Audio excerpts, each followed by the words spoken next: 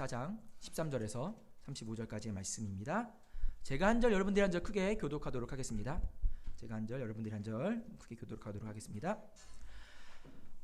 그날에 그들 중 둘이 예루살렘에서 25里되는 엠마오라 하는 마을로 가면서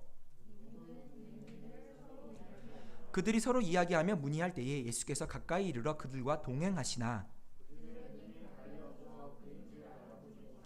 예수께서 이르시되 너희가 길 가면서 서로 주고받고 하는 이야기가 무엇이냐 하시니 두 사람이 슬픈 빛을 띠고 머물러 서더라.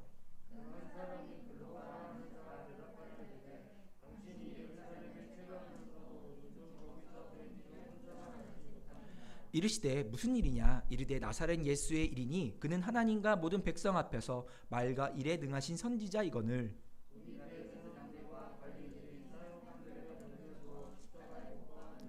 우리는 이 사람이 이스라엘을 속량할 자라고 바라노라. 이뿐 아니라 이 일이 일어난 지가 사흘째요.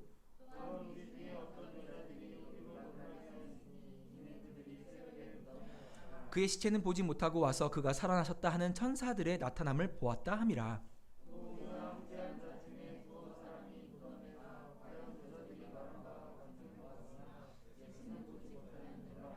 이르시되 미련하고 선지자들이 말한 모든 것을 마음에 더디 믿는 자들이여 이에 모세와 모든 선지자의 글로 시작하여 모든 성경에 쓴 바 자기 외 관한 것을 자세히 설명하시니라.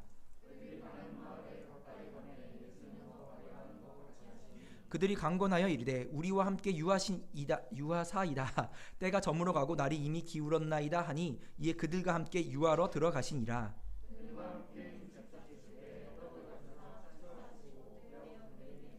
그들의 눈이 밝아져 그인 줄 알아보더니 예수는 그들에게 보이지 아니하시는지라.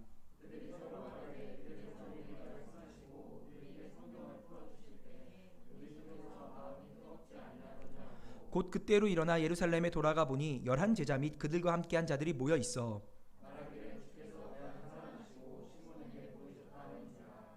같이 읽겠습니다. 두 사람도 길에서 된 일과 예수께서 떡을 떼심으로 자기들에게 알려주신 것을 말하더라. 아멘. 아멘. 오늘은 부활주일입니다. 그래서 보통 부활주일은 부활의 현장에 있었던 말씀으로 설교하는 것이 일반적이에요. 보통은. 그래서 다른 교회 가면은 다 누가복음 24장 13절부터가 아니라 1절부터 12절까지 말씀을 보통 말씀으로 할 겁니다. 아니면 마가복음 16장이나 아니면 요한복음에 있는 말씀들을 할 것입니다. 그래서 오늘은 부활주일이라서 대부분 부활의 현장에 있던 말씀, 특별히 무덤이 비어져 있고 천사가 나타나고 여인들이 그 부활의 현장에서 첫 그 장면을 발견하는 이야기. 그래서 보통 설교 제목은 부활의 첫 증인, 뭐 이런 제목들이 아마 보통 일반적이고 이런 설교들이 보통 있습니다. 그래서 마태복음, 마가복음, 누가복음에 나오는 첫 증인인 여인들의 이야기로 대부분 부활주일 설교를 많이 합니다. 물론 저도 재작년에도 마태복음, 마가복음에 있는 그 부활의 첫 증인의 여인들로 설교를 했었습니다. 근데 오늘 말씀은 조금은 다른 말씀을 나누고자 합니다. 물론 오늘 교회력으로 부활절이니까 당연히 부활에 맞는 설교를 해야겠죠. 당연히 부활절에 있는 연관된 설교를 해야겠죠.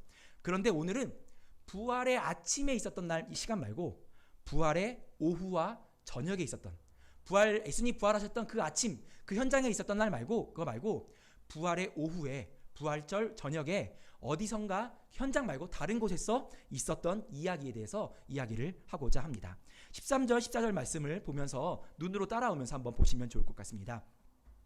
13절에 시작할 때 보니까 그날에 라고 말씀을 시작합니다. 그날이 어떤 날입니까? 부활의 날이죠. 예수님 부활하신 날이에요. 언제? 예수님 부활하신 그날에. 12절까지는 부활의 그 아침 새벽에 그 여인들이 예수님의 무덤이 빈 것을 발견한 장면이 나와요. 그래서 그날에 그 부활한 날에 예수님 부활하신 날에 그들 중 2명이라고 합니다. 누가? 그들 중 2명이 여기서 그들은 누구냐면 예수님의 제자들을 얘기합니다. 예수님의 제자들. 어떤 성경에는 다른 번역이 보면 제자라고 되어 있고요. 다른 영어 성경의 NLT 버전에 보면 Jesus follower라고 나와 있어요. 우리 인스타 팔로워처럼 예수님을 따르는 자라고 이야기 나와 있습니다. 자, 그런데 이 2명은 조금 이따가도 보면 이름은 나와요. 글로바라는 사람이 한 명의 이름이 있고요. 한 명은 이름이 나오지 않습니다. 그래서 글로바와 또 다른 한 명인데 이 글로바라는 이름 여러분 여기 잘 모르시죠? 누군지 저도 잘 몰라요. 여기 나오고 어디도 나오긴 하는데 누군지 잘 모릅니다. 그냥 이 장면에서만 나오기 때문에 누군지 잘 몰라요. 자, 그래서 이 글로바와 또 다른 사람이기 때문에 예수님의 제자인데 12제자 중에 한 명은 아니었다가 맞는 것 같아요. 그래서 그럼 예수님 제자라면서 12제자만 있는 거 아니에요? 라고 할지 모르겠지만 누가복음 10장이나 뭐 딴 데 보면 70인의 제자들도 있었어요. 예수님이 70인을 둘씩 짝지어서 전도도 보내시고 또 예수님을 따르는 무리들이 많았기 때문에 12제자 외에도 많은 제자들이 있었습니다. 그리고 제가 어저께까지 고난주간 아침마다 묵상 올렸을 때 보면 어제 묵상 올린 거에 보면 아리마다의 사람 요셉도 보이지 않는 곳에서 예수님의 제자로서 있었던 사람이죠. 그래서 예수님의 제자가 은근히 또 있었어요. 그 제자 중 2명이 예루살렘에서 25리 약 한 10km, 11km 정도 떨어진 여기서 아마 뭐 한 9로 정도, 뭐 신도림 정도, 뭐 이 정도의 거리를 그 거리에 있는 예루살렘에서 그쪽에 있는 엠마오라는 마을로 가고 있었습니다. 그 장면이에요. 그래서 부활절날 오후에 2명이서 엠마오로 가는 거리에서 14절에 보니까 둘이 모든 된 일을 이야기하면서 걸어가고 있습니다. 된 일을 이야기하고 있는데 지금 이 된 일은 무엇인가? 여태까지 모든 된 일, 그 뭐예요? 예수님께서 공생의 사역을 하시고 예수님께서 병자들을 고치시고 말씀을 가르치시고 예루살렘에 입성하시고 예루살렘 성전을 정화시키기도 하시고 유대 종교 지도자들과 논쟁도 벌이시고 또 그들에게 붙잡히고 또 신문 받으시고 십자가에 못 박히시고 고난당하시고 죽으신 일까지를 지금 이야기하면서 가고 있는 거예요. 야, 그때 생각나냐? 야, 예수님이 죽었어. 예수가 죽었어. 맞아, 나도 십자가 그거 가는 거 봤어. 그러면서 서로 된 이야기를 이야기하면서 걸어가고 있었습니다. 자, 그런데 15절에 오늘 등장인물이 한 명이 더 등장합니다. 2명인 줄 알았는데 한 명이 더 등장해요. 그들이 서로 이야기하면서 막 문의하면서 야, 너 그때 그거 어떻게 생각해? 이렇게 생각해. 저렇게 생각해. 이야기하고 있는데 갑자기 누가 등장해요? 예수님이 등장하십니다. 부활하신 예수님이 지금 12제자들 앞에 나가지 않고 지금 이 2제자 앞에 나오신 거예요. 그들에게 가까이 가서 그들과 동행하십니다. 자, 16절 보니까 그런데 예수님이 오셨는데 그들의 눈이 가리워져서 예수님인 줄 못 알아봤어요. 여기서 그들이 눈이 가리워졌다는 것은 뭐 선글라스를 끼고 있거나 눈을 막고 이러고 다니는 게 아니라 육신의 눈이 막힌 게 아니라 지금 영적인 눈이 막힌 거죠. 지금 이들은 예수님이 부활을 믿지 못하고 있는 상태였어요. 조금 이따가도 이야기 나오고 아까 전에도 우리가 읽었지만 지금 이들이 그 여인들이 부활의 아침에 오늘 아침 그러니까 당일날 아침 새벽에 여인들이 예수님 무덤에 갔는데 천사를 만났어요. 시체는 없어졌고 천사가 예수님 살아나셨대요 라는 말까지는 들었어요. 근데 그거를 믿지는 못하고 있었죠. 그걸 믿지 못했고 예수님이 지금 여기 나타날 거라는 상상을 할 수 없죠. 왜? 죽었으니까. 거기다가 만약에 진짜로 예수님이 부활하셨다고 하더라도 제일 먼저 누구한테 찾아가야겠어요? 여러분, 예수님이 만약에 부활했다면 제일 먼저 누구한테 찾아가야겠습니까? 자기 엄마 마리아? 엄마한테 갈 수도 있겠죠? 아니면 가족들에게 갈 수도 있겠죠? 아니면 가장 먼저 11제자들, 지금 유다는 죽었으니까 11제자들, 특별히 베드로에게 제일 먼저 찾아갈 수 있겠죠? 차마 예수님이 지금 부활했다 하더라도 지금 나한테 올 거란 상상을 할 수가 없는 거예요. 왜요? 이름도 누군지 모르는 사람이에요. 우리가 잘. 그 2명 약간 뭔가 예수님을 따르는 제자들 중에 1명, 2명이었긴 했지만 예수님의 말씀을 듣고 그 무리들 중에 있었던 사람이고 기적을 경험했던 사람이긴 하지만 예수님이 늘 가까운 데 있어는 12명이 예수님과 가까이 다녔고 예수님 그 어디선가 뭔가 문밀한 일들을 할 때는 항상 12명을 따로 데리고 다녔기 때문에 지금 자신들과 예수님이 함께 할 거란 상상도 할 수 없죠. 그래서 예수님이 따라 들어오신 겁니다. 영적인 눈이 가리워져 있죠. 예수님이 부활했을 거라 생각도 못했고 그리고 차마 부활했다 하더라도 나한테 왔겠어? 정말 그런 생각으로 그들의 눈이 가리워져서 걷게 됩니다. 저도 자전거 여행을 해본 적이 있어요. 자전거로 여행을 많이 다녀본 적이 있는데 자전거 여행을 타다 보면 자전거를 타고 여행하다 보면 자전거 길을 따라가다가 혼자서 자전거 타고 가다가도 그 쉬는 공간이 있어요. 거기 쉬면은 같이 쉬는 사람 무리들이 있어요. 그들과 그냥 앉아갖고 얘기를 나눕니다. 막 어디서부터 오셨어요? 저기서 오셨어요. 어디서 오셨어요? 네. 화이팅. 이러고 딱 출발해요. 출발하고 가서 보면 또 저리 가면은 거기서 그 사람 만나요. 그럼 어떻게 됩니까? 자연스럽게 점심을 같이 먹게 돼요. 점심을 같이 먹게 되고 거기서 딱 있어요. 나이가 많은 사람이 밥을 사요. 그런 게 있어요. 나이가 많은 사람이 밥을 사주고 또 같이 가고 저는 그래서 찜질방까지 같이 간 적이 있어요. 이렇게 하루를 같이 간 거죠. 그리고 다음날 아침에 깨우기 미안하잖아요. 그러니까 문득을 하니까 없어진 거예요. 인사도 안 하고. 그러니까 깨우기 미안하니까 그렇게 이제 여행길에 이렇게 동행하는 경우들이 종종 왕왕 있는 거죠. 그것처럼 이들도 엠마오로 가는 거리가 여기서 구로까지는 멀지 않은 것 같지만 걸어가면 멀잖아요. 그러니까 예수님과 같이 걸어가는 것이 그냥 평소 여행객처럼 아마 걸어갔던 것 같습니다. 자, 그런데 그들이 알지 못하는 상황에서 17절에 보니까 예수님이 그들에게 묻습니다. 뭐라고 묻습니까? 너희가 길 가면서 주고받는 이야기가 무엇이냐 하고 합니다. 그랬더니 두 명이 어떻게 해요? 스푼빛을 띄고 머물러 서서 그 이야기를 하기 시작합니다. 예수님께서는 이 두 명의 제자에게 지금 무슨 이야기를 하면서 가고 있느냐가 물으시니까 이 두 명이 걷다가 스푼빛을 띄면서 이제 머물러 서면서 18절에 그 한 사람 중에 이름이 나온 글로벌한 사람이 말합니다. 아니 18절부터 제가 지금 쭉 얘기하는 거예요. 이제 아니 당신은 예루살렘에 몇 며칠 동안 있었던 것 같은데 지금 예루살렘에서 오는 길 같은데 지금 장안의 화제인 그 이야기를 몰라요? 아이고 당신 진짜 유행도 못 따라가는구만. 지금 온 동네가 난리예요. 그거 몰라요? 대통령 뽑힌 거 몰라요? 뭐 이런 거. 지금 코로나가 퍼진 거 몰라요? 내일이면은 거리두기가 해제된대요. 몰랐어요? 내일이면은 이제 여러분 거리두기 해제된대요. 밤 늦게까지 놀 수 있어요. 몰랐어요? 아이고 코에서 코딱지가 죄송합니다. 죄송합니다. 다시 글로벌한 사람이 말하는 겁니다. 여러분 제가 이렇게 가벼워 보여도 주님의 말씀은 무겁습니다. 자, 그 글로벌한 사람이 이거 장안의 화제 그 얘기를 모르? 아유 그것도 몰라요? 지금 나사렛 예수라는 사람이 지금 온 동네에 난리예요. 지금 그분이 하나님 앞에서 백성들 앞에서 말도 잘하고 정말 능력을 벌이는 기적을 베푸는 아주 유능한 선지자였는데 대제사장들과 관리들이 그를 누명을 씌워가지고요 사형 판결을 해서 십자가에 죽었어요. 그 사람이 죽은 지 벌써 3일이나 됐습니다. 자, 그런데 우리들 중에 있었던 아는 무리 중에 여자들이 오늘 아침에 가서 봤는데 없어졌대요. 시체가 뭐 천사 만났는데 살아났다고 합니다. 막 그런 이야기를 지금 하고 있는 것이요. 당신 그거 몰라요? 지금 이러고 있어요. 자, 그러자 예수님이 어떻게 합니까? 25절부터 보니까 예수님이 그들에게 미련하고 선지자들이 말한 모든 것을 마음에 더디 믿는 자들이여라고 책망합니다. 이게 지금 여기서는 개역 개정 성경에는 이르시되 미련하고 선지자들이 말한 모든 것을 마음에 더디 믿는 자들이요. 약간 이런 느낌이잖아요. 근데 이 NIV 영어 성경에는 How foolish you are라고 써 있어요. 아이 멍청아, 야이 바보야. 아유 그것도 야.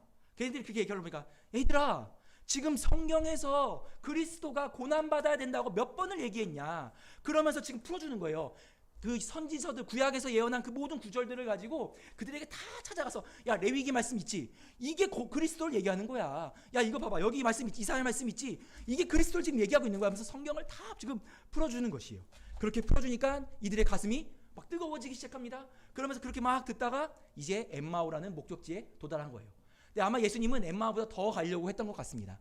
엠마오보다 더 가려고 했더니 이 사람들이 아이고 가지 마시고 일단은 밤 늦었어. 지금 밤 저녁이잖아요. 날이 저물었으니까 어두워졌으니까 일단 우리랑 같이 가서 우리랑 같이 있읍시다. 잡시다. 그리고 예수님을 데리고 와서 같이 저녁 식사를 준비를 하고 밥을 먹습니다.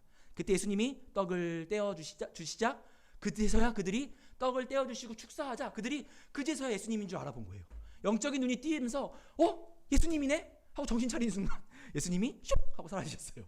그리고 이들이 너무 놀라서 바로 그 자리에 일어나서 다시 갔던 그 길을 돌아서 예루살렘으로 와서 예루살렘에 있던 11제자들과 만나고 자신이 예수님을 만난 이야기를 했다가 바로 오늘의 이야기입니다. 오늘 내용 이해되시죠? 오늘 부활의 아침 말고 오후와 저녁에 있었던 내용이 바로 이 엠마오로 가는 두 제자 중에 있었습니다. 오늘 이 말씀을 가지고 제가 두 가지를 여러분들하고 얘기를 하고 싶어요. 먼저 첫 번째 아까 전에 16절 말씀 한번 다시 읽어보도록 하겠습니다. 누가복음 24장 16절 말씀 한 번 더 읽겠습니다. 같이 읽겠습니다. 시작. 죄송합니다. 15절 16절 한 번 더 15절부터 한 번 더 읽겠습니다. 15절 16절 같이 읽겠습니다. 시작. 예수께서 가까이 이르러 그들과 동행하시나 그들의 눈이 가리워져서 그인 줄 알아보지 못하거늘. 자, 제가 아까 전에 이야기했죠. 이 사람들은 예수님이 부활하신 줄 믿지 못했습니다. 그리고 설령 그 여인들의 말이 사실이다 하더라도 예수님이 지금 여기에 있을 리가 없는 거예요. 그들의 머리 상식으로는. 그래서 그들의 영적인 눈이 가려져 있었습니다. 예수님이 지금 여기 있겠어? 예수님이 지금 나와 함께 하겠어? 예수님이 지금 부활하셨다면, 진짜 부활하셨다면 저기 가 있어야지. 11제자들 앞에 가야지. 예루살렘에 가서 내가 예수님이며 부활하자마자 돌무덤 들고 여기다 앉고 십자가 하나 딱 들고 예루살렘 성전에 딱 가갖고 딱 이렇게 서가지고 대제사장들 나와! 서기관들 나와! 막 나와! 너희 나와! 봐봐! 막 이러면서 막 당연히 그래야 되지 않겠어요? 어금니 깎이므로 이런 거 하지 않아? 이런 거 없어요? 이러면서 팍! 이러면서 막 여러분 그거 아세요? 제가 성대모사를 좀 하고 싶은데 잘 안 돼갖고 그 이경영 배우라고 뭐지 뭐 848, 뭐 뭐지 8445 대가리 박어 이런 거 있잖아요. 대제사장 대가리 박어 이러면서 막 네가 대제사장이야? 이러면서 막 예수님이 그러셔서 남을 법한데 지금 여기 있을 리가 없는 거죠. 그들의 생각, 그들의 상상, 그들의 사고로는 예수님이 지금 나와 함께 할 거라 상상도 할 수 없었죠. 영적인 눈이 가려서 예수님을 알아보지 못했다라는 것입니다. 사랑하는 한승교회 성도 여러분, 오늘 첫 번째로 여러분과 나누고자 하는 것이 바로 이 이야기입니다. 첫 번째로 오늘 짧게 하나 얘기하고 싶은 것이 뭐냐면 주님이 오늘도 여러분과 동행하신다는 거예요. 여러분과 함께 하십니다. 단순히 부활절 예배 시간만이 아니라 여러분이 집으로 돌아가는 그 길에, 여러분이 집에서 쉬고 있고 핸드폰으로 유튜브 보고 있고 누워 있을 때에, 내일 또 출근하고 학교를 가거나 출근을 하거나 누군가를 만날 때에 그 모든 순간에 주님이 여러분과 함께 하신다는 것이에요. 할렐루야. 그 모든 순간에 주님이 우리 함께 하시는 거예요. 그래서 여러분 축복합니다. 여러분의 믿음의 눈이 열려서 지금도 여러분과 함께 하시는 그 주님을 보실 수 있도록, 주님 여러분과 동행하는 그 주님을 느낄 수 있도록 여러분의 믿음의 눈이 열려서 주님을 바라보도록, 그래서 주님과 동행하시기를 축복합니다. 사람들은 얘기할 수 있습니다. 작은 교회에 하나님 함께 하시나? 이런 교회에도 쓰임 받나? 그런데 하나님이 거기에 함께 하신다는 것이. 사람들이 많이 모인 곳에 있어야 되는 것이 아니야? 큰 교회에 가야 되는 것이 아니야? 부활절날 같으면 칸타타도 하고, 저희 교회는 칸타타가 없잖아요. 보통은 칸타타 정도는 해줘야 되잖아요. 칸타타도 하고 막 그런 거 가야 되는 거 아니야? 그런데 주님이 있어야 될 거 아니야?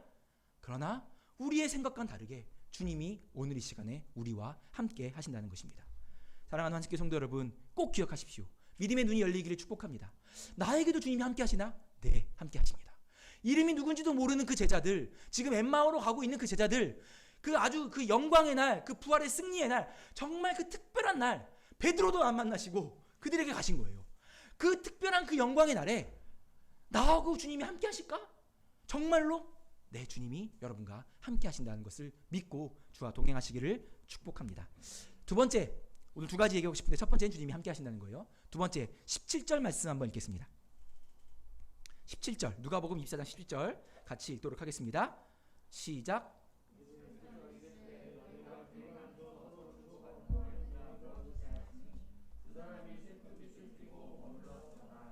자, 지금 이 대화 속에 엠마오로 가는 이 두 명의 제자들의 분위기가 나옵니다.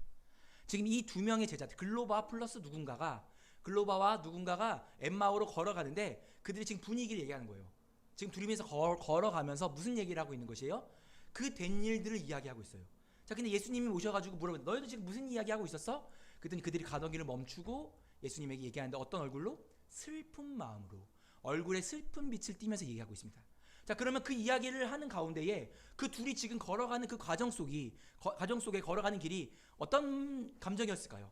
기쁘거나 설레거나 뭐 행복하거나 즐겁거나 와 막 뭐 이러거나 그런 마음이 아니라 어떤 마음이에요?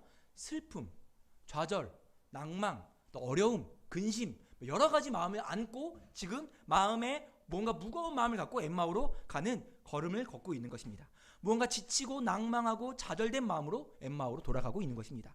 자, 그러면 이들은 왜 엠마오로 가는 그 길이 슬픈 얼굴일까? 왜 낭망한 마음일까? 예수님의 제자들 중이었는데 왜 그럴까? 자, 이들은 지금 목적을 잃어버린 사람들이에요. 인생의 비전을 잃어버린 사람들이죠. 목적을 잃어버린 것이에요.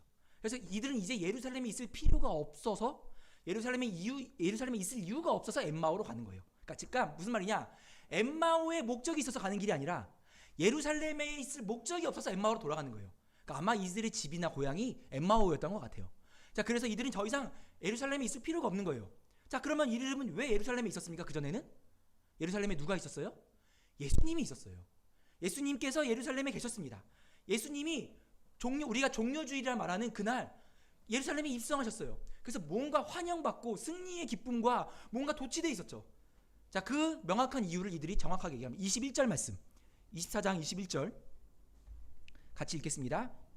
누가복음 24장 21절 같이 읽겠습니다. 시작. 우리는 이 사람이 이스라엘을 속량할 자라고 바라노라. 이뿐 아니라 이 일이 일어난 지가 사흘째. 자, 이들이 왜 목적을 잃어버렸는지 지금 이유가 나오죠. 이들이 예수님을 어떤 사람으로 생각했대요? 이스라엘을 속량할 사람. 그러니까 이스라엘을 구원할 사람.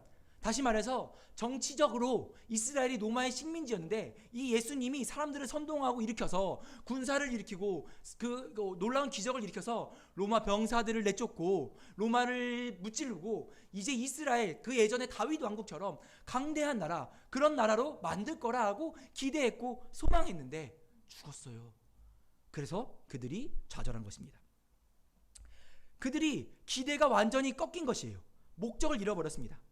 그러기에 지금 이들은 엠마오로 가는 길이 기쁨과 즐거움과 만족스러운 그 걸음이 아니라 목적을 잃어버린, 비전을 잃어버린, 소명을 잃어버린, 비전을 잃어버린 자들입니다.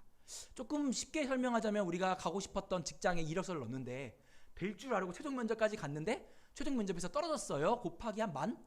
그 정도의 감정이라고 생각하시면 될 것 같아요. 완전히 자신이 인생의 어떤 무언가 상실한 마음, 나라 잃은 마음, 말 그대로 그 마음인 것이에요. 이들은 사명을 잃어버렸습니다. 아니 조금 더 정확하게 말하면 이들은 자신들이 이 땅에서 이루고자 했던 것이 소명인 줄 알았던 것이에요. 조금 더 정확하게 말하면 사명을 잃었다기보다 자신들이 이 땅에서 이루어야 되는 것이 자신의 사명인 줄 알았던 거죠. 여러분 오해하시면 안 됩니다. 이 사람들이요, 자신의 유익을 구하기 위해서 직장을 가고 싶어서 떨어진 그런 감정, 아까 비교를 했지만 그런 게 아니에요. 이들은 여러분 일제시대 때에 우리 광복군이나 그 독립운동을 하시던 분들을 우리가 어떻게 생각합니까? 민족의 영웅이잖아요. 자신의 어떤 안위를 버리고 나라를 위해서 목숨까지 바치고 싸운 분들이잖아요. 박수치고 우리가 어떤 이렇게 존경하기를 해야 되는 분들이잖아요. 그러니까 이들도 비슷한 거예요. 이들도 지금 내가 지금 잘 먹고 잘 살다는 게 아니라 로마의 식민지였던 우리 나라를 회복하고자 하는 그 민족을 위한 그 마음을, 민족을 위해 헌신한 자들인 것이에요. 그 숭고한 목적을 가졌지만 그것이 실패했다라고 느끼며 절망과 슬픔을 가지고 엠마오로 떠나가고 있는 것입니다. 자, 오늘 여러분과 나누고자 하는 두 번째 이야기, 오늘 두 가지 얘기하고 싶다고 그랬죠. 첫 번째는 하나님이 여러분과 함께 하신다. 두 번째는 무엇을 얘기하고 싶은 것입니까? 바로 이것입니다. 소명이라는 것이에요. 부르심, 더 콜이라고 할 수 있겠네요. 오늘 이 두 명의 제자들은 자신들의 소명을 잃어버린 자들이에요. 여러분 소명, 영어로 콜링이라고 합니다. 이 소명은 무엇입니까?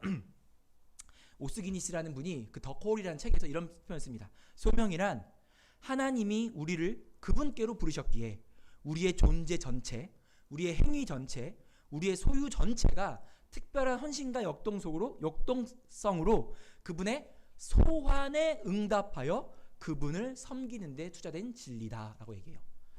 그분이, 그러니까 쉽게 말해서 그분의 소환이 뭔지 아시죠? 태그 걸어서 우리를 소환한 것에 응답한 것이에요. 우리에게 그 어떤 우리 보통 페이스북이나 SNS 같은 거면 어떤 게시물에 누군가를 소환하잖아요. 소환해서 딱 올렸는데 제가 댓글 안 달면 기분 나쁘잖아요. 뭔 말인지 아세요? 어떤 재밌는 유머 게시판이 있어서 누군가 저를 태그해서 올렸는데 제가 그거 보고 좋아요도 안 누르고 댓글도 안 달고 어떤 반응이 없으면 재미없잖아요. 얼마 전에 우리 그 병철 형제가 저한테 링크를 하나 보냈어요. 유튜브 링크. 바빠서 제대로 못 봤는데 그 링크를 봤더니 유튜브 옛날 개국 콘서트에 그거 있잖아요. 그 김준현이 그 밤에 가서 병철이가 먹고 싶다잖아 이러면서 밤에 누군가를 데리고 저기 그 아내가 이 밤에 무슨 뭐 해물탕을 끓여달라고 그래 그랬더니 갑자기 병철이가 먹고 싶대요 막 그걸 짤을 올렸는데 재미가 없는데 그거를 댓글을 해주고 그거 안 해주면 서운하잖아요. 그 부르심에 응답한다는 것이 바로 이 소환에 응답하는 것이 바로 소환에 응답하는 부르심의 그 소명이라는 것이에요. 그 목적에 맞게 응답해주는 것, 해주는 것, 주님의 그 부르심에 응답하는 것, 그것이 부르심이다, 소명이다라고 얘기합니다. 오스기니스라는 이 목사님이 아주 유명한 한번 그 책 한번 안 읽어보신 분들 읽어보시면 좋을 것 같아요. 더 콜이라는 책인데 그분이 이런 표현을 씁니다. 오늘날 소명을 재발견하는 것은 지극히 중요하다라고 얘기해요. 사랑하는 성도 성도 여러분, 우리는 모두 주님의 부르심 앞에 있어요. 누구도 예외가 있을 수 없겠습니다. 누구나 상관없이 주님의 콜링 앞에 있습니다. 여러분 각자가 주님께 받은 소명이 다들 있어요. 나는 내 소명이 잘 뭔지 모르겠는데요 하신 분 계실 수 있겠습니다. 괜찮습니다. 몇몇 특수한 자들을 빼놓고서는 대부분은 그리스도의 몸으로 하나님이 모으시고 그 그리스도의 몸에 하나님의 소명을 주셔요. 그래서 공동체로 그 소명을 이루게도 하십니다. 물론 그 개개인에게도 그날 아니면 어떤 때에 하나님이 특별한 소명도 주시기도 하십니다. 그래서 그 소명, 그 공동체의 소명이 또 나의 소명이기도 합니다. 저는 환승교회 소명이 뭔지 잘 모르겠는데요. 죄송합니다. 라고 하시는 분들 계속 들어보시면 알게 됩니다. 이제 누가복음 24장 19절 말씀 한번 같이 읽어볼까요? 19절. 19절 앞절인데요. 같이 한번 읽어보겠습니다. 19절 앞절 같이 읽겠습니다. 시작. 자, 여기까지 읽겠습니다. 예수님께서 이 두 제자에게 뭐라고 얘기합니까? 야, 무슨 일이야? 라고 묻습니다. 무슨 일이야? 라고 물어요. 자, 이 무슨 일이야? 라고 번역된 헬라어로 포이아라는 단어를 썼습니다. 헬라어로. 포이아라는 헬라어를 썼는데 이것이 어떤 것을 어떤을 뜻하는 포이오스라는 이 단어에서 유래한 의문사예요. 의문사. 그러니까 포이아 이러면은 물어보는 거예요. 질문을. 근데 이게 what, 뭐 how, 뭐 which, 뭐 어떤 것, 뭐 무엇, 그러니까 무슨 방법 등 매우 다양한 의미를 가진 단어예요. 그래서 포이아라고 할 때에 1이라고 답할 수 없어요. 포이아 할 때 2라고 답할 수 없고 포이아 할 때 예수 이렇게 답할 수 없어요. 이렇게 했을 때는 단답식 대답이 어렵고 서술을 해서 대답을 해줘야 되는 거예요. 무언가를 다 이게 서술적으로 이야기할 수밖에 없는 이 질문이 포이아라고 할 때에 너 어떻게 지냈어? 그러니까 이런 물어보잖아요. 우리 이렇게 같이 모여서 뜬그렇게 자 우리 한 달 동안 있은 얘기 한번 속으로 모임할 때 저희 어떻게 지낸지 한번 나눠보자. 잘 지냈어? 그러면 셀리더 복창 터지는 소리잖아요. 그죠? 이렇게 모였는데 난 잘 지냈어. 셀리더 막 화가 나고 막 근데 나는 이렇게 하고 있고 우리 집에 이런 일이 있었는데 이러면은 셀리더가 너무 좋아하잖아요. 그 질문이에요. 지금 그 질문을 하고 있는 거예요. 예수님이 지금 그 질문을 물어보고 있는 겁니다. 지금 예수님은 이 제자들이 단답식 대답을 하는 것이 아니라 다시 한번 이 모든 일을 생각하고 떠올리고 혼자서 다시 한번 머릿속에 묵상하도록 도와주시는 것이에요. 다시 한번 그들의 상황을 점검해보고 무엇이 잘못된 건지 생각을 바로잡기 위한 질문인 것입니다. 사랑하는 성도 여러분, 예수님께서 부활하신 이 날에 엠마오로 가는 이 두 제자의 목적지는 엠마오가 되면 안 됐어요. 무슨 말인지 이해되십니까? 지금 이들은 좌절한 마음을 가지고 목적 없이 엠마오로 가는 것이에요. 그러니까 뭔가 목적이 있어서 가는 것이 아니라 목적이 없이 가는 것이에요. 그래서 지금 예수님이 이들에게 너네 이 길 왜 걷고 있는 거야? 너네 왜 엠마오 가는 거야? 라고 묻는 것입니다. 오늘 부활절 날 주님께서 저와 여러분의 모습을 보면서 우리가 가고 있는 그 길을 보시면서 예수님께서 오늘 우리에게 물으신다고 믿습니다. 너네 무슨 일이야? 너네 지금 그 길을 왜 가고 있는 거야? 거기 어떤 이유로 그 길을 걸어가고 있는 거야? 라고 주님이 물으시는 줄 믿습니다. 이 말은 무엇입니까? 야, 너네 다시 한번 소명을 생각해봐. 다시 한번 나의 부르심을 생각해봐. 떠올려봐. 라고 주님이 질문하신다는 것입니다. 여러분들도 다 아시겠지만 저희 교회가 환승교회라는 이름을 가지고 교회를 시작한 지 만 4년이 지났습니다. 2018년 4월 1일 부활절 그 주일날 우리 같이 예배를 드렸었습니다. 제가 항상 해왔던 말이에요. 여러분들 이 말 한 100번도 들었을 것 같아요. 제가 교회를 개척을 시작하면서부터 지금까지도 개척 시작하고 첫 주부터 지금까지도 만날 때마다 사람들이 물어보는 질문들, 그리고 앞으로도 물어보겠죠? 교회 몇 명 모여? 그 질문. 사람들에게는 교회에 몇 명 모이는지가 매우 큰 관심인 것 같습니다. 그리고 벌써 4년이나 된 교회, 만 4년이나 된 교회가 사람이 별로 없으면 겉으로는 사람들이 그렇구나 하고 말 안 해도 뒤돌아서서 어떤 표현입니까? 어쩌냐, 아유 그냥 저 큰 교회 가서 부목사나 하지. 아유 왜 저러냐, 아유 라고 사람들은 이야기를 합니다. 그 사람들한테 그게 관심인 거예요. 사람들한테는. 아니 맞죠. 근데 교회가 개척해서 사람이 없으면 그것도 문제예요. 여러분 교회가 성도들이 빠진다? 주일날 예배 때 사람들이 안 오기 시작한다? 그럼 뭔가 교회나 목사님에게 문제가 있는 거죠. 그렇죠. 여러분들 그냥 안 나오겠습니까? 뭔가 문제가 있기 때문에 안 나오겠죠. 자, 그런데 저는 이 교회를 시작하면서 조금은 그런 큰 꿈을 꾸지 않았습니다. 사람이 많이 모이고 큰 교회가 되고 아주 멋진 교회가 되기를 원하지 않았습니다. 사람이 적게 모여도 몇 명이 모여도 장소가 없어도 그냥 빌려서 우리 집에서 드리든 공간에서 드리든 노래방에서도 예배할까 생각을 한번 해봤어요. 노래방에서 2시간 그냥 하고 거기 시끄러워도 상관없잖아. 그래서 뭐 별의별 생각을 한번 다 해봤습니다.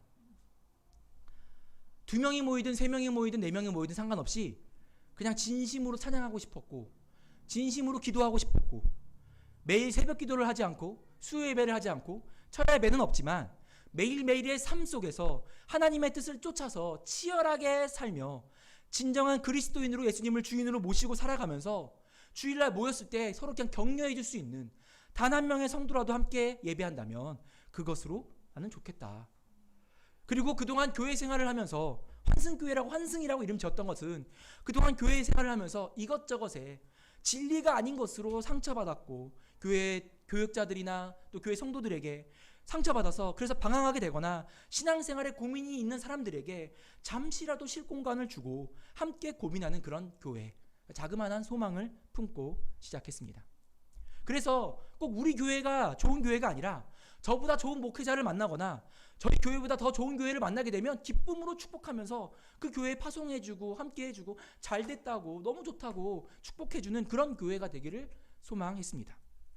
그런데 사람들이요 자꾸 저를 그리고 우리 교회를 숫자로 평가하기 시작합니다. 아까 다시 말하지만 숫자 중요합니다. 중요한 거예요. 나쁜 게 아닙니다. 그런데 그렇게 교회의 숫자로 평가한 사람들의 평가에 주변의 이야기에 어느 순간 저도 모르게 제 귀가 팔랑귀가 되기 시작할 때가 있었다라는 것이에요.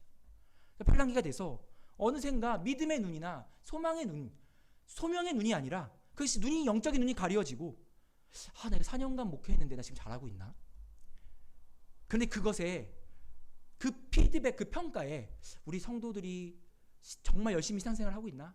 아니면 좋은 교회를 만나서 말 그대로 환승을 해서 정말 신앙생활 잘하고 있는가?가 나의 평가의 기준이 아니라 교회가 4년간 목회했는데 교회가 자립을 못하다니, 아직도 교회 인원이 몇 명 안 되다니, 그러면 어떻게 됩니까? 그런 마음이 계속 내 머릿속에 생기다면은 엠마오로 가는 제자들처럼 좌절과 낭망, 목적도 없이 떠돌아다니는 상황이 벌어지게 된다는 것입니다.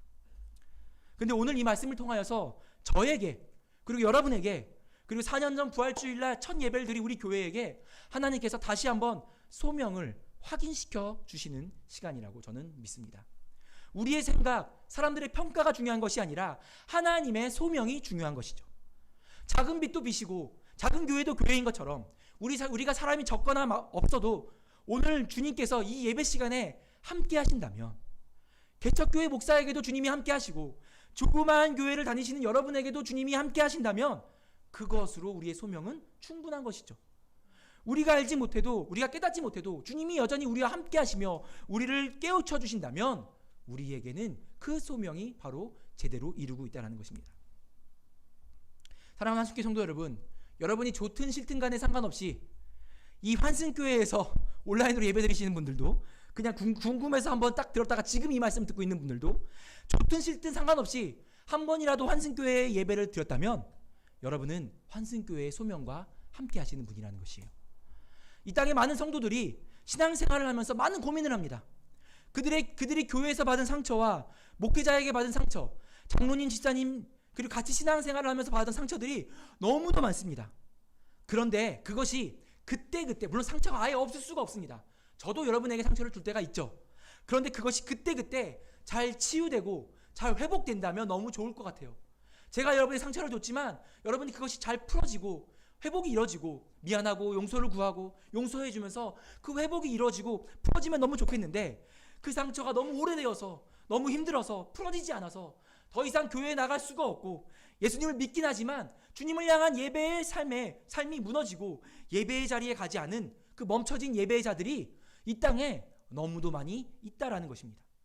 그런 그들을 향하여서 이 환승교회와 여러분이 기도와 관심이 필요한 줄 압니다. 여러분, 이제 코로나의 시대가 바뀌고 있습니다. 딱 이번 주까지 우리는 그 어떤 인간의 용량의 제한이래요. 인간의 용량이 아니라 인원수의 제한이 있었죠.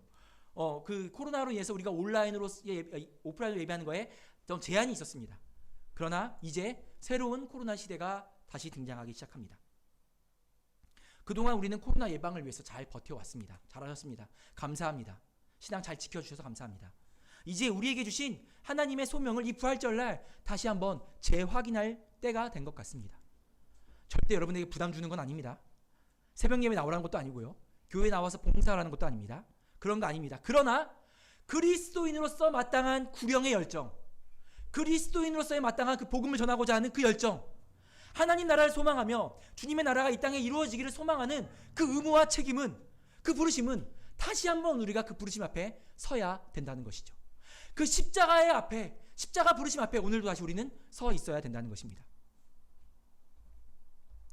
사랑하는 환승교회 성도 여러분, 이제 우리 이 엠마오로 가는 두 제자들은 예수님인 줄 깨닫고 그 목적도 없이 의미도 없이 갔던 엠마오에서 다시 일어나 예루살렘으로 다시 돌아갔습니다. 그래서 그곳에서 어떤 일을 했습니까? 그곳에서 부활의 증인들과 함께 있었어요. 베드로와 11 제자들, 그 여인들과 함께 예수님이 부활하심을 증거하고, 나도 오늘 예수님을 만났어. 나도 오늘 예수님 이런 말씀을 하셨어. 예수님을 말씀하셨어. 부활의 첫 증인뿐만 아니라 부활의 오후의 증인, 부활의 저녁의 증인이 되어서 그들 또한 사람들 앞에 예수님의 살아계심을 증거하는 증인이 됐다라는 것이죠. 그들의 소명이, 내가 갖고 있던 그 생각들이 이제 완전히 하나님의 소명으로 바뀌어서 주님의 부활을 증거하는 자로 바뀌었다라는 것입니다. 사랑하는 한스교회 성도 여러분, 오늘 이 부활절날 다시 한번 저와 여러분, 그리고 우리 교회에 주신 하나님의 소명을 재확인하고 주께 헌신하는 한스교회 성도들 되시기를 축복합니다. 찬양 한 곡 부르고 기도하고 마치고 싶은데요, 여기 악보에 제가 해놨습니다. 밑에 많은 이들 말하고 많이 노래는 하지만 정작 가지 않는 길, 이 찬양이에요. 부담 주려는 찬양 아닙니다. 다시 한번 그리스도인으로서의 마땅한 헌신과 주님 앞에의 그 고백, 신앙 고백을 하는 시간 되었으면 좋겠어요. 이 찬양 같이 부르고 함께 기도하도록 하겠습니다.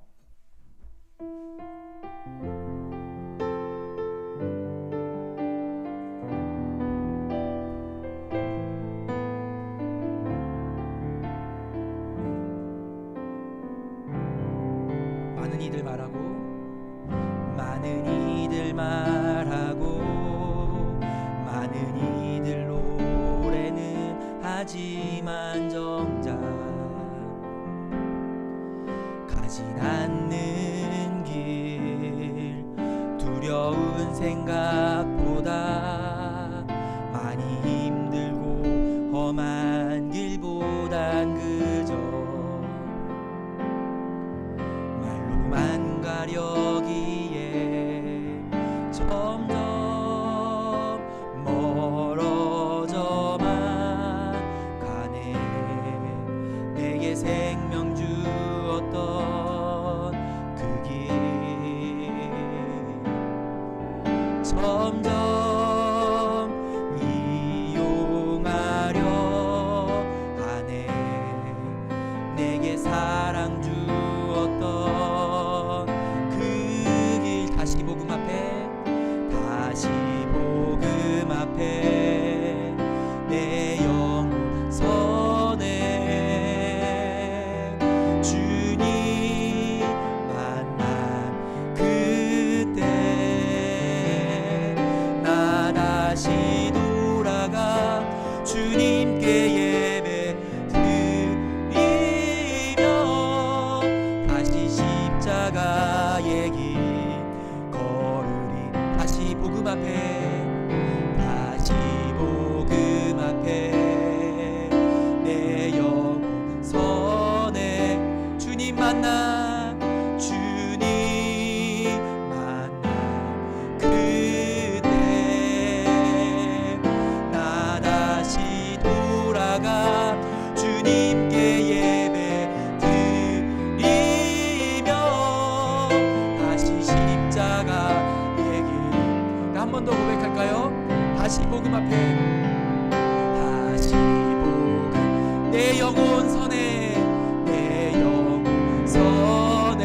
주님 만난 그때 주님 만난 나 다시 돌아가 주님께 예배 드리며 우리 다시 한번 주 앞에 우리의 손을 들고, 한 손을 들든 두 손을 들든 헌신하는 마음으로 내 영혼 선에 주님 만난 그때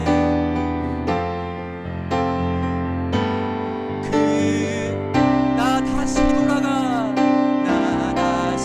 돌아가 주님께 예배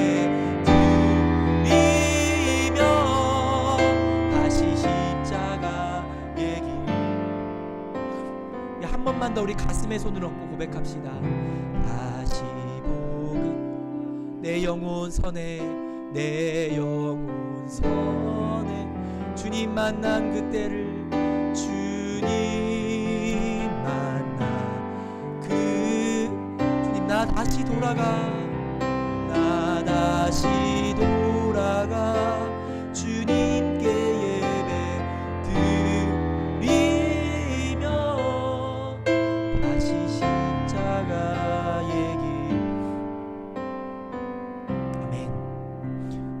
시간에 우리와 주님이 함께 하시는 줄 믿습니다. 나한테도 정말 주님이 나와 함께 하겠어? 라고 상상도 못할 만한 이 엠마오로 가던 두 제자에게 주님이 함께 하셨던 것처럼 오늘 이 시간 주님이 바로 저와 여러분에게 무슨 일이야? 라고 물으시는 줄 믿습니다. 너 무슨 일이야? 너 왜 그 길 걸어가고 있니? 너 왜 그쪽으로 가고 있어? 너의 목적이 무엇이었는지, 너의 소명이 무엇이었는지 다시 한번 생각해봐. 주님이 오늘 이 시간 우리에게 그렇게 물으시는 줄 믿습니다. 그래서 우리가 이 시간에 주 앞에 고백합시다. 주님, 다시 복음 앞으로 돌아가겠습니다. 다시 십자가 앞으로 서겠습니다. 나 다시 돌아가 주님을 만났던 그때로, 그 십자가 앞으로 돌아가 다시 십자가의 길, 다시 예배자의 삶을 살겠습니다. 그렇게 우리가 한번 다짐하시면서 주 앞에 우리의 삶을 올려드리시면서 같이 기도했으면 좋겠습니다. 같이 기도하시겠습니다. 하나님 아버지, 지금 내가 가던 이 길에서 다시 돌이켜서 십자가 앞으로 나아갑니다. 십자가 앞으로 나아갑니다. 다시 복음 앞으로 나아갑니다. 다시 십자가 앞에 섭니다. 주님 만났던 그때로 돌아가며 주님이 나를 부르셨던 그때로 돌아갑니다. 다시 주님 앞에 멈춰서서 다시 주님의 그 부르심 앞으로 돌아가 그 십자가의 길을 걸으며 부활의 증인으로 살아가겠습니다. 부활의 증인으로 살아가겠습니다. 주여 나를 인도하시옵소서. 주여 나를 이끄시옵소서.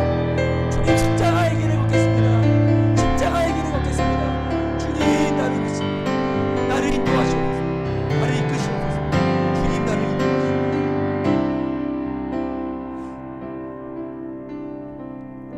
하나님 아버지, 부끄럽지만 목사라고 살아가는 저도 주님의 부르심을 늘 까먹을 때가 너무 많고 사람들의 평가와 세상의 생각들에 내 귀가 팔랑팔랑 거려서 나도 모르게 주님의 부르신 그 길이 아닌 자꾸 세상에서 말하는 그 길을 걸어가고자 하는 욕심, 또 그 발걸음을 걸을 때가 많이 있습니다. 하나님, 목사인 저도 그러는데 우리 성도들도 오죽하겠습니까? 주여 우리를 불쌍히 여겨주시고 오늘 다시 한번 우리의 삶에 너 무슨 일이야? 너 왜 그 길 가라고 있어? 너 예루살렘에 있어야지. 너 부활의 증인이 되어야지. 왜 엠마오로 갖고 있니? 라고 주님 우리에게 물으실 때에 주여 우리의 마음을 뜨겁게 하여 주옵소서. 우리의 마음을 다시 한번 타오르게 하여 주옵소서. 구령의 열정으로 복음을 전하고자 하는 그 전도의 마음을, 잃어버린 영혼들을 향한 마음을 다시 한번 우리 마음속에 불이 듯 일으켜 주시옵소서. 하나님의 나라를 소망하는 그 마음을 다시 한번 우리 삶에 일으켜 주시고 우리가 다시 한번 십자가 앞에 다시 한번 설 때에 주님의 그 놀라우신 은혜를 감사하며 깨달으며 십자가의 길을 걸어가는 하나님의 백성들, 그리고 이 한승교회 되도록 은혜 내려 주시옵소서. 주님, 우리를 위해 부활해 주셔서 감사합니다. 부활하셔서 죄와 사망 권세를 이기실 뿐 아니라 우리에게 살아갈 이유, 다시 한번 소명을 주셔서 감사합니다. 주님께 모든 영광을 올려드리며 예수님의 이름으로 기도드립니다. 아멘. 아멘. 하나님께 영광의 박수 올려드리겠습니다.